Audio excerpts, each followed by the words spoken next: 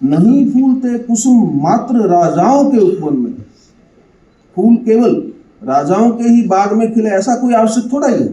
नहीं फूलते कुसुम मात्र राजाओं के उपवन में, अमित बार खिलते हैं विपुर से दूर कुंज कानन में।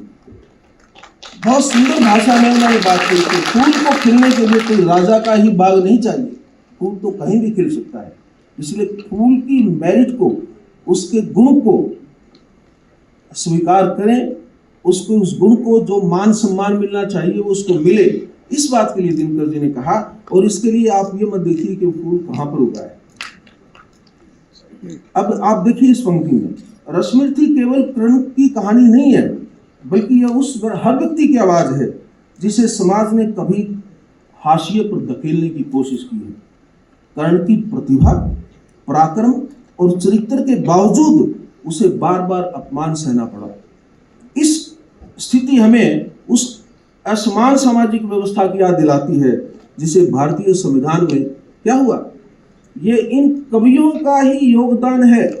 और डॉक्टर अम्बेडकर जैसे महान कानूनविदों का, सामाजिक रिफॉर्मिस्ट जिनको आप बोलेंगे, जिन्होंने राजनीतिक, सामाजिक और इस देश की भविष्य की परिकल्पना करते हुए संविधान में अनुच्छेद 17 के माध्यम से जिस चीज को भारतीय संविधान ने पूर्ण रूप से समाप्त किया, उसको इन महान कवियों ने संविधान के आने से पहले ही अच्छी तरह अपनी कविताओं के माध्यम से उसको समाप्त कर दिया। दिनकर जी के बारे में मान लीजिए कोई स्मृति व्याख्यान है तो उनके बारे में कुछ भी बोलना मेरे जैसे साधारण व्यक्ति के लिए तो एक बहुत बड़ा सम्मान की बात थी। फिर मुझे विशेष रूप से कहा गया कि रश्मिरथी जो उन्होंने उनके कई ग्रंथों में से, जिसको एक महाकाव्य के रूप में भी लोगों ने माना, कि उसमें सामाजिक न्याय का कैसे एक रूपरेखा दिनकर जी ने दी, उसके ऊपर मैं अगर बोलूं तो एक स्वाभाविक रूप से ऐसा लगेगा कि मैं न्याय और साहित्य दोनों के बीच में संबंध स्थापित करने में कामयाब रहूंगा। ये सोच करके भी मुझे लगा कि मुझे ये प्रयास आपके सामने करना चाहिए। एक और कारण होगा और वास्तव में है, जिसकी वजह से मुझे लगा कि मैं आपके बीच में आ जाऊं और आपसे बात करूं। मैं जिस परिवार में पैदा हुआ, मेरे यहाँ पर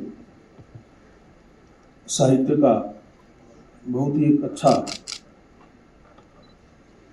रचनात्मक माहौल रहा। मेरे पिताजी खुद स्वयं में बहुत अच्छे लेखक रहे, उन्होंने बहुत सारी पुस्तकें लिखी। उन्होंने संस्कृत में भी लिखा, हिंदी में भी लिखा और हमारी क्षेत्रीय भाषा हरियाणा में भी उन्होंने काफ़ी कुछ लिखा।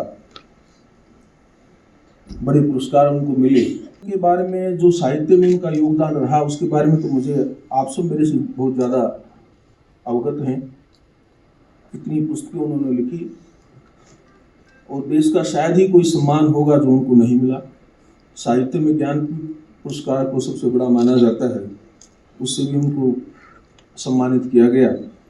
और राष्ट्रपिता महात्मा गांधी जी ने ही उनको राष्ट्रपति का सबसे बड़ा सम्मान देकर के उनकी साहित्य में जो उनकी योगदान रहा, देश के स्वतंत्रता सेनानी के रूप में जो उनका योगदान रहा, देश की सामाजिक समस्याओं के निदान के लिए और उन पर प्रहार करने के लिए जो उनका योगदान रहा, और एक शिक्षाविद के रूप में जो वाइस चांसलर भी रहे, राज्यसभा के सदस्य भी रहे, तो उनकी विभिन्न भूमिकाओं को सम्मानित करते हुए जो उनको जितने भी सम्मान मिले, आप सबको उसका मेरे से ज़्यादा ज्ञान है।